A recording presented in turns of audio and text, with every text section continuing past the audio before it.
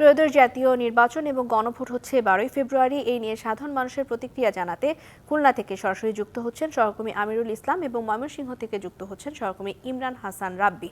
আমরা শুরুতেই খুলনার মানুষের প্রতিক্রিয়া জানবো। আমিরুল আছেন সেখানে। আমিরুল, আপনার কাছে জানতে চাই সাধারণ মানুষের প্রতিক্রিয়া কি আজকে তফসিল ঘোষণার পর?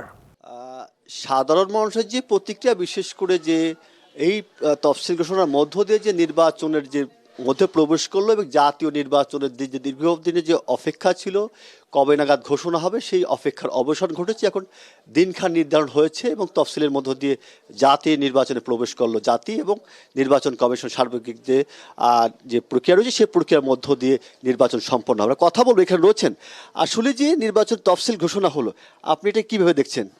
এটাকে আমি খুব ভালো দিক দেখছি, কারণ দেশে একটি নির্বাচিত সরকার না থাকলে সে দেশ কখনোই তার কাঙ্ক্ষিত লক্ষ্যে পৌঁছতে পারে না।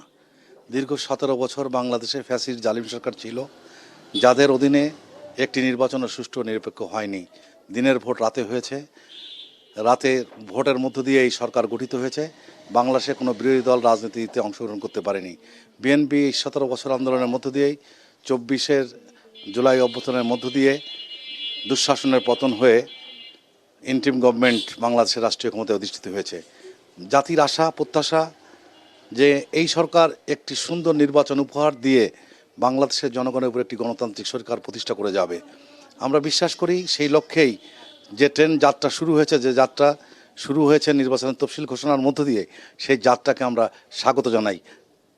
ধন্যবাদ আপনাকে। এবং যেমনটি প্রত্যাশা করছে বিশেষ করে যারা রয়েছেন, তারা যে নির্বাচন যে ট্রেনের যাত্রা শুরু করলো, সেই যাত্রা যে পর্যায়ক্রমে ধাপগুলি, সেই ধাপগুলি স্বতঃস্ফূর্তভাবে সকলের অংশগ্রহণমূলক এই পর্যায়ক্রমে ধাপগুলি নতুন এবং ফিরে আসা গ্রাহকদের জন্য নগদে চলছে ক্যাশব্যাক সহ প্রতিদিন হাজারো উপহার জেতার সুযোগ। হবে আশা আর ফেরা, সারপ্রাইজ সেরা।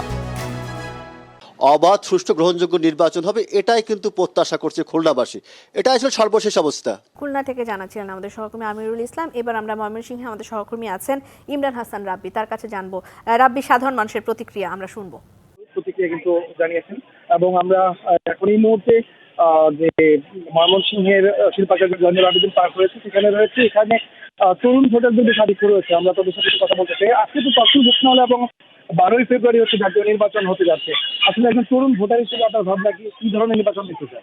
আমরা চাই যে আমাদের সরকার, নতুন সরকার যে কেন যে আমাদের সবকিছু নিশ্চিতভাবে সুন্দর মতন আমরা দুর্নীতি চাই না আমাদের দেশে। আমরা এক কথা বলতে আমরা বাংলাদেশে থাকি, আমরা স্বাধীনভাবে চলতে চাই।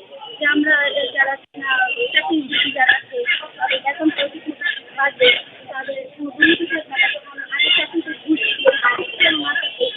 মেয়েটাকে যাচাই করা হয়, আমরা সব কিছু জানি মানে আলোচনা সামনে নির্বাচন ঘিরে আসলে আপনার ভাবনা কি ধরনের নির্বাচন চান? আমাদের আসলে একটাই চাওয়া যে আমাদের এই সরকার এমন একটা সরকার আসতে চেয়েছিলাম মেয়েদের সবসময় আসলে